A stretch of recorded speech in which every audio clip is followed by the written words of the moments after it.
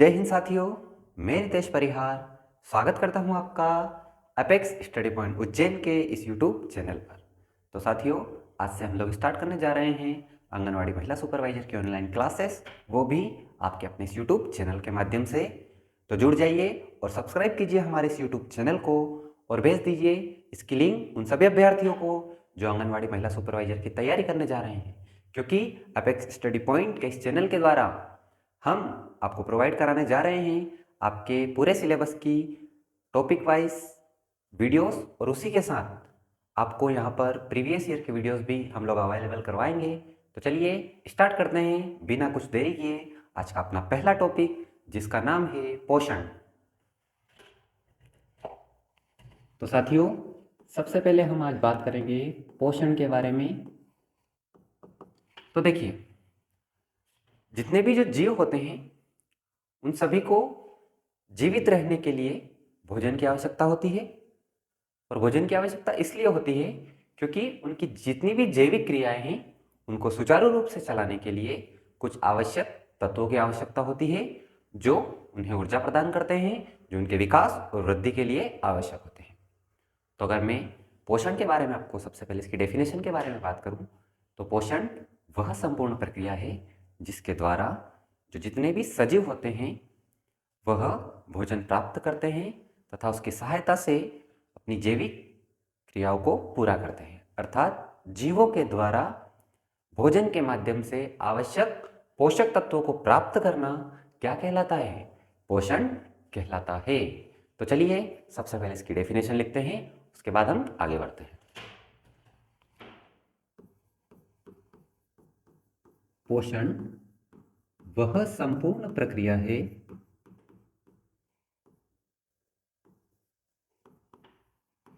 पोषण वह संपूर्ण प्रक्रिया है जिसके द्वारा सभी सजीव सजीव क्या होते हैं? जिनके अंदर जीव होता है। तो वह संपूर्ण प्रक्रिया जिसके द्वारा सभी सजीव भोजन प्राप्त करते हैं तथा उसकी सहायता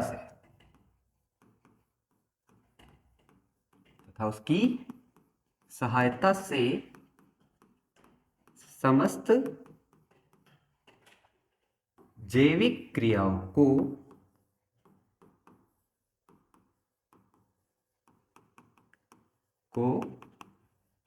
पूर्ण करते हैं। अगर मैं दूसरे शब्दों में बात करूं, अर्थात पोषण वह क्रिया है जिसके द्वारा सभी जीव भोजन के माध्यम से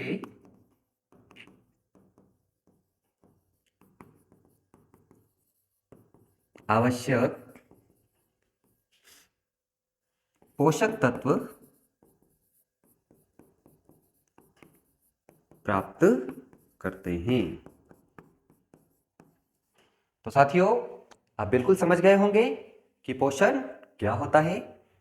तो अब हम इसके बारे में आगे पूरे डिटेल में जानेंगे कि पोषण किस प्रकार से प्राप्त किया जाता है और भोजन के माध्यम से जो पोषक तत्व हैं वो किस प्रकार प्राप्त किए जाते हैं, और कौन से पोषक तत्व हैं जो हमारे शरीर के लिए आवश्यक होते हैं। तो चलिए अब हम बात करेंगे पोषण के प्रकार के बारे में।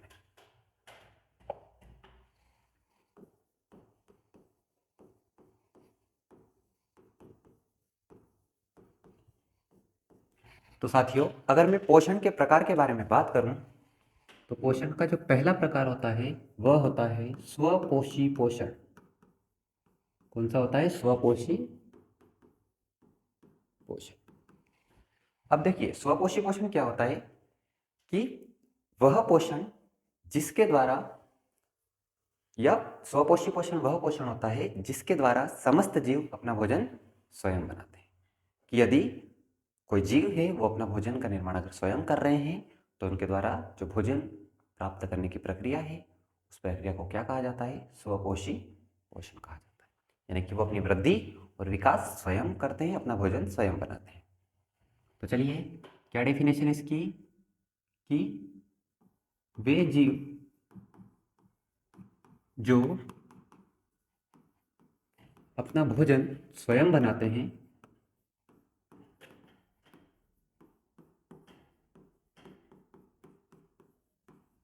स्वपोषी जीव कहलाते हैं। क्या कहलाते हैं? स्वपोषी, यानी कि अपना भोजन स्वयं बनाते, स्वपोषी कहलाते हैं तथा उनके द्वारा पोषण प्राप्त करना क्या कहलाता है? स्वपोषी पोषण कहलाता है।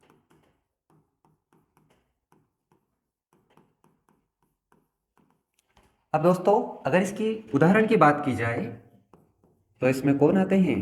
पेड़ पौधे। पेड़ पौधे अपने भोजन का निर्माण स्वयं करते हैं, इसलिए उनको किस कैटेगरी में रखा जाएगा? स्वपोषी के अंतर्गत रखा जाएगा और उनके द्वारा जो पोषण प्राप्त करने की विधि है उसे स्वपोषी पोषण कहा जाता है।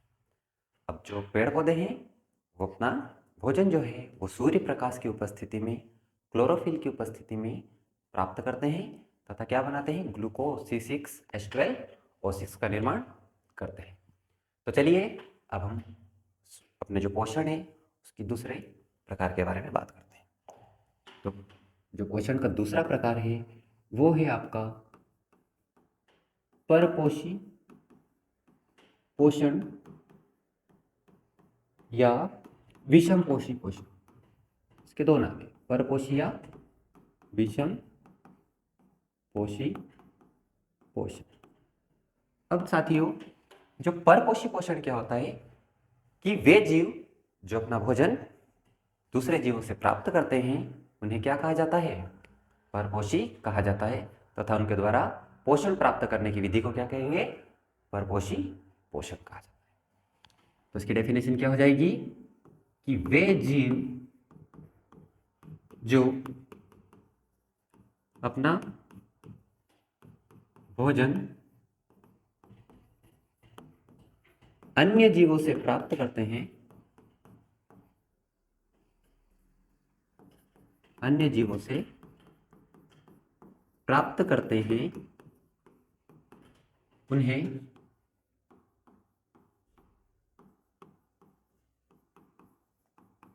परपोषी कहा जाता है। अर्थात जो भोजन के लिए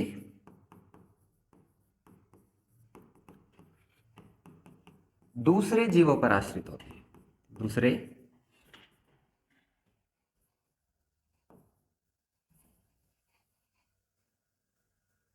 के लिए दूसरे जीवों पर आश्रित होते हैं,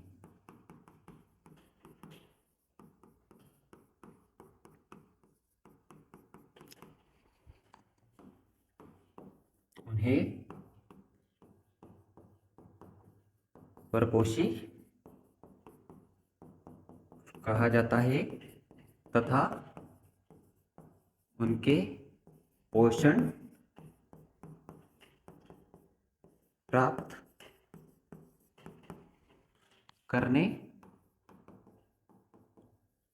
की विधि को क्या कहेंगे? परपोषी पोषण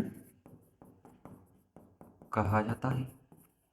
अब दोस्तों इसके क्या उदाहरण हो जाएंगे? मच्छर। मच्छर क्या करता है? दूसरे जीव के ऊपर उनको काट कर क्या करता है? अपना भोजन प्राप्त करता है। मच्छर। अमरवेल का नाम सुना होगा आपने, पीले कलर की होती है और दूसरे पौधों के ऊपर जैसे कि रस्सी नहीं होती है, पतली सी धागे नुमा संरचना होती है इसकी, और वो अन्य पौधों से क्या करती है? पेड़ों से अपना भोजन प्राप्त करती है। इसी के साथ अगर हम बात करें तो एक होता है आपका एक प्रोटोजोआ होता है जिसका नाम है आपका प्लाज्मोडियम। प्लाज्मोडियम भी क्या होता है? ये भी एक प्रकार का परपोषी जीव होता है। तो साथियों, आपने दो प्रकार पढ़े हैं, जिसमें पहला आपका कौन सा था? स्वपोषी, जो अपना भोजन स्वयं बनाते हैं जैसे कि पेड़ पौधे। दूसरा हमने क्या पढ़ा? परपोषी, यानी कि जो अपने भोजन के लिए दूसरे जीवों पर आश्रित होते हैं, उन्हें क्या कहा जाता है? परपोषी या विषमपोषी कहते हैं। चलिए अब हम इसके तीसरे प्रकार के बारे में पढ़ते हैं। तो इसका जो तीसरा प्रकार है वो है मृतोपजीवी पोषण। अब दोस्तों, ये जो मृतोपजीवी क्या होता है कि मृतोपजीवी ऐसे जीव होते हैं जो मरे हुए जीवों या सड़े गले पदार्थों, जो मरे हुए जीवों या सड़े गले कार्बनिक पदार्थों से अपना भोजन प्राप्त करते हैं, उन्हें मृतोपजीवी कहा जाता है। तथा उनका पोषण प्राप्त करना क्या कहलाता है? मृतोपजीवी पोषण कहलाता है। शायद आपको समझ में आ गया होगा। तो क्या होता है दोस्तों ये वाला कि वे जीव जो अपना भोजन मरे हुए जीवों या सड़े गले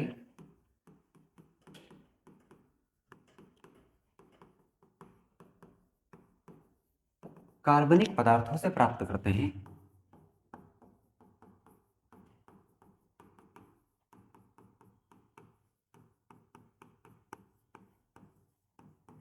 उन्हें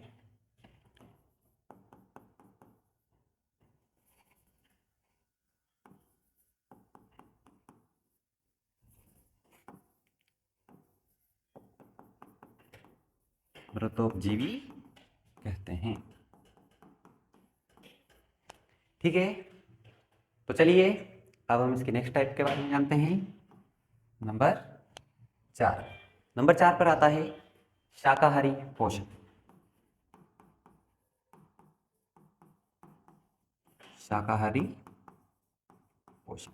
अब देखिए शाकाहारी पोषण क्या होता है कि वे जीव जो अपना भोजन पेड़ पौधों से प्राप्त करते हैं, यानी कि पेड़ पौधों से प्राप्त उत्पाद जैसे कि पत्तियां, फूल, फल आदि से प्राप्त करते हैं, उन्हें क्या कहा जाता है? शाकाहारी कहा जाता है। तथा उनके पोषण प्राप्त करने की इस विधि को शाकाहारी पोषण कहते हैं।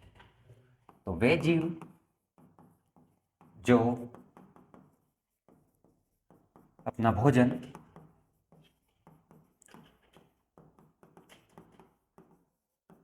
पेड़ पौधों से प्राप्त करते हैं,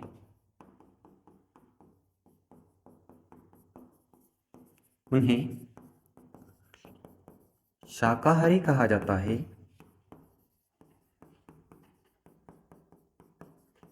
तथा उनके पोषण प्राप्त करने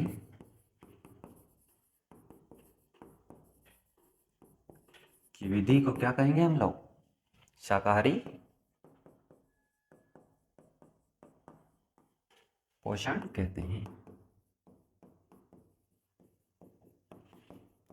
अब शाकाहारी पोषण कौन कौन करते हैं? तो जैसे कि उदाहरण के लिए आपका हो गया बकरी, हिरण आदि जानवर जो होते हैं वो कैसे होते हैं? शाकाहारी होते हैं। ठीक है दोस्तों, तो आशा है कि आपको यहाँ तक सारी चीज़ें क्लियर होगी। अब हम नेक्स्ट टाइप पे जाते हैं, वो होता है मांसाहारी पोषण। अगला पोषण कौन सा है अपना? मांसाहारी पोषण। तो चलिए, तो शायद सबको पता होगा तुमको, मांसाहारी पोषण क्या होता है? मांसाहारी पोषण कि वह पोषण जिसमें कोई जीव अन्य जीवों के मांस से क्या करता है? भोजन प्राप्त करता है, उस पोषण को क्या कहेंगे हम? मांसाहारी पोषण कहेंगे। यानी कि वे जीव जो अन्य जीवों को खाकर अपना भोजन प्राप्त करते हैं उन्हें क्या कहेंगे हम? मांसाहारी कहेंगे। ठीक है, चलिए तो लिखते हैं, वे जीव जो अपना भोजन अन्य जीवों का मांस खाकर प्राप्त करते हैं उन्हें मांसाहारी कहा जाता है।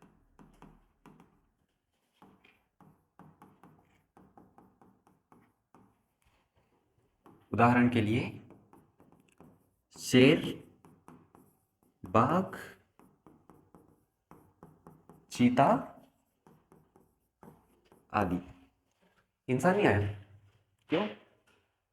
वो शाकाहारी में था, हमने तो लिखा ही नहीं वहां पर, मांसाहारी में भी नहीं आया। चलो तो फिर एक आखिरी वाला और पढ़ लेते हैं। एक और अपना आएगा यहाँ पर, वो होता है हमारा सर्वाहारी पोषण। सर्वाहारी मतलब सब कुछ खा जाना। सर्वाहारी पोषण वह पोषण होता है जिसमें जो जीव होते हैं वो शाकाहारी भोजन भी करते हैं और मांसाहारी भी करते हैं। ठीक है, तो इसमें डायरेक्ट लिख देते हैं हम लोग, शाकाहारी प्लस मांसाहारी क्या होते हैं? ये सर्वाहारी। और ऐसे कौन से जीव होते हैं? तो इसका उदाहरण आ जाएगा आपका मनुष्य या मानव। ये किससे होते हैं? सर्वाहारी होते हैं। तो आई होप कि आपको इसके सारे टाइप्स अच्छे से समझ में आए होंगे। चलिए तो अब हम आगे बढ़ते हैं और अब हम पोषण क्यों प्राप्त करते हैं इसका रीज़न जानते हैं। देखिए, पोषण से जो हमें लाभ होते हैं वो सबसे पहले तो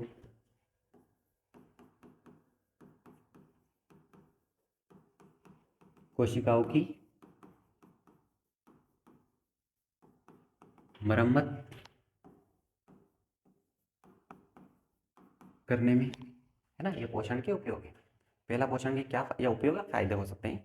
क्या कि पोषण के द्वारा कोशिकाओं की मरम्मत की जाती है। दूसरा, उत्तकों के निर्माण में, उत्तकों के निर्माण में पोषण सहायक होता है। देखिए, उत्तक क्या होते हैं? ये कोशिकाओं के समूह होते हैं। कोशिकाओं के समूह को क्या कहते हैं? उत्तक कहते हैं। तो कोशिकाओं की मरम्मत करने का काम पोषण के द्वारा होता है। जो भी हम पोषक तत्व प्राप्त करते हैं वो कोशिकाओं की मरम्मत करते हैं। उत्तकों के निर्माण में कौन सहायक होता है? पोषक तत्व शामिल होते हैं उसमें भी। अब जो तीसरा होता है, शरीर के वृद्धि और विकास के लिए। इसी के साथ नंबर 4 पर जो आपका आ जाएगा, शरीर की वृद्धि और विकास के लिए, शरीर को ऊर्जा प्रदान करने के लिए। ठीक है, कोशिकाओं की मरम्मत करने के लिए, उत्तकों के निर्माण के लिए, शरीर में वृद्धि और विकास के लिए, और शरीर को ऊर्जा प्रदान करने के लिए, और एक आखिरी, समस्त जैविक क्रियाओं के संचालन के लिए। इन सभी क्रियाओं के लिए किसकी आवश्यकता होती है? पोषक तत्वों की आवश्यकता होती है, और वो हम भोजन से प्राप्त करते हैं, और इसी क्रिया को क्या कहते हैं? पोषण। तो आई होप कि अब तो आपको बिल्कुल क्लियर हो गया होगा कि पोषण क्या होता है, कितने प्रकार का होता है, और ये किस लिए उपयोगी है। चलिए तो अब हम आगे बढ़ते हैं। तो साथियों, अभी तक हमने देखा कि जो पोषण है वो किस लिए हमारे लिए आवश्यक है। अब ये जो पोषण है ये हमें भोजन से प्राप्त होता है। तो हमारा भोजन कैसा होना चाहिए, अब हम इसके बारे में चर्चा करेंगे। तो आवश्यक पोषक तत्वों को प्राप्त करने के लिए एक उच्च गुणवत्ता का भोजन आवश्यक होता है। उच्च गुणवत्ता के भोजन से आशय है उसमें वो सभी आवश्यक तत्व मौजूद हों जो हमारे शरीर को पोषण देने के लिए आवश्यक होते हैं। तो दोस्तों, ऐसे जो भोज्य पदार्थ होते हैं उन्हें कहा जाता है संतुलित आहार। क्या कहा जाता है? संतुलित आहार। तो चलिए अब हम संतुलित आहार के बारे में पढ़ते हैं।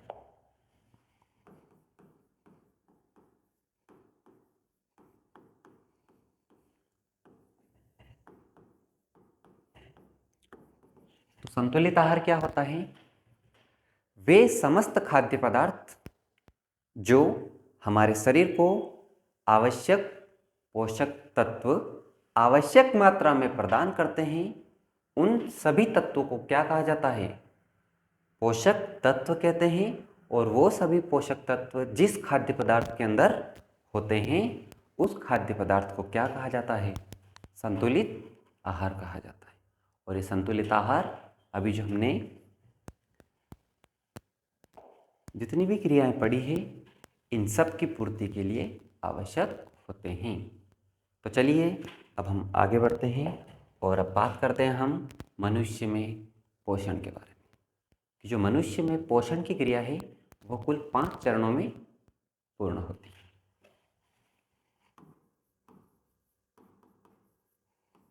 मनुष्य में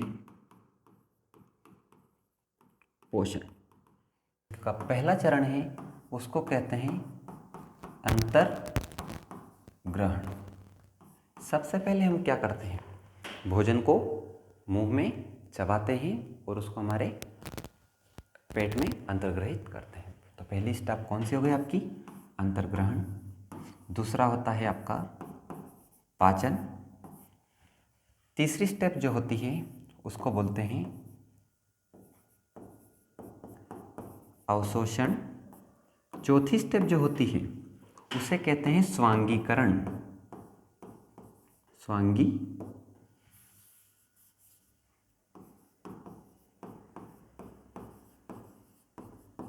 स्वांगीकरण। और जो आपकी लास्ट स्टेप होती है उसको बोलते हैं मल उत्सर्जन। ये पोषण प्राप्त करने की पूरी मानव शरीर की प्रक्रिया है। सबसे पहले हम भोजन को ग्रहण करते हैं, उस क्रिया को कहा जाता है अंतर्ग्रहण। भोजन हमारे पेट में जाके क्या होता है? पचता है, उसको कहते हैं पाचन। और जो आवश्यक भोज्य पदार्थ हैं या जो आवश्यक पोषक तत्व हैं उनको हम पाचन के बाद हमारा शरीर प्राप्त करता है। और उसको प्राप्त करना क्या कहलाता है? अवशोषण। और उन सभी आवश्यक पोषक तत्वों को हमारी कोशिकाओं तक पहुंचाना क्या कहलाता है? स्वांगीकरण कहलाता है। तो स्वांगीकरण कौन सी प्रक्रिया है? वह प्रक्रिया जिसमें अवशोषित पोषक तत्वों को हमारे शरीर की विभिन्न कोशिकाओं तक पहुंचाना क्या कहलाता है? स्वांगीकरण कहलाता है। और अंत में मल उत्सर्जन, जो अनावश्यक पदार्थ होता है वो मल के रूप में हमारे शरीर से बाहर कर दिया जाता है। तो साथियों, आई होप कि यहाँ तक आपको सारी चीज़ें क्लियर हो चुकी होगी। चलिए अब हम आगे बढ़ते हैं। तो जो पोषक तत्वों और हमारे शरीर को आवश्यकता के अनुसार जो हमारा भोजन है उसको हमने 3 भागों में विभाजित किया है। या जो हमारे पोषक तत्व हैं उनको 3 भागों में हमने विभाजित किया है। तो जो पहला आपका है वो है ऊर्जा प्रदान करने वाले पोषक तत्व। ऊर्जा प्रदान करने वाले पोषक तत्व। अब ऊर्जा प्रदान वाले पोषक तत्व कौन से होते हैं? तो जैसे इसमें आपका आता है कार्बोहाइड्रेट,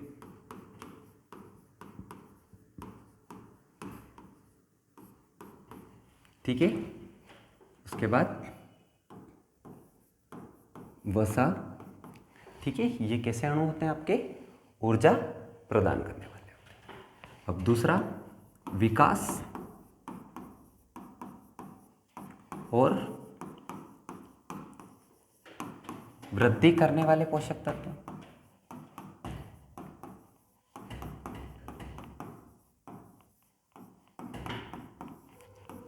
तो जो विकास और वृद्धि के लिए उत्तरदायी होते हैं उन्हें कहा जाता है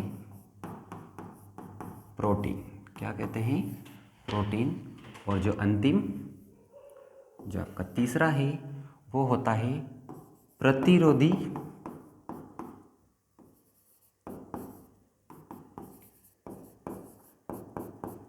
क्षमता बढ़ाने वाले पोषक तत्व। ये कौन से हो गए आपके? जितने भी विटामिन होते हैं, ये सब क्या होते हैं? प्रतिरोधी क्षमता बढ़ाने वाले होते हैं।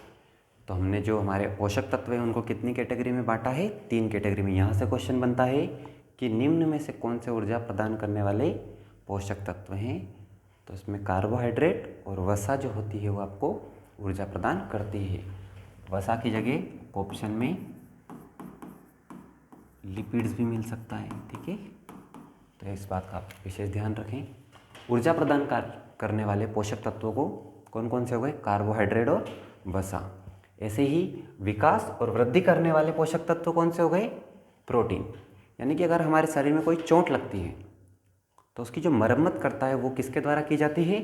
प्रोटीन के द्वारा। हमारी जितनी मसल्स है उसका निर्माण किसके द्वारा किया जाता है?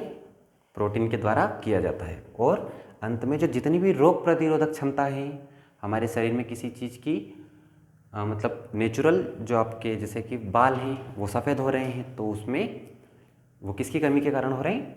आपकी विटामिन्स की कमी के कारण। तो जो जितने भी रोग होते हैं उनको जो लड़ने की क्षमता होती है, जो प्रतिरोधी क्षमता जो हमारे शरीर की है वो किसके कारण बढ़ती है या किसके कारण प्रभावित होती है? वो होती है विटामिन्स के कारण।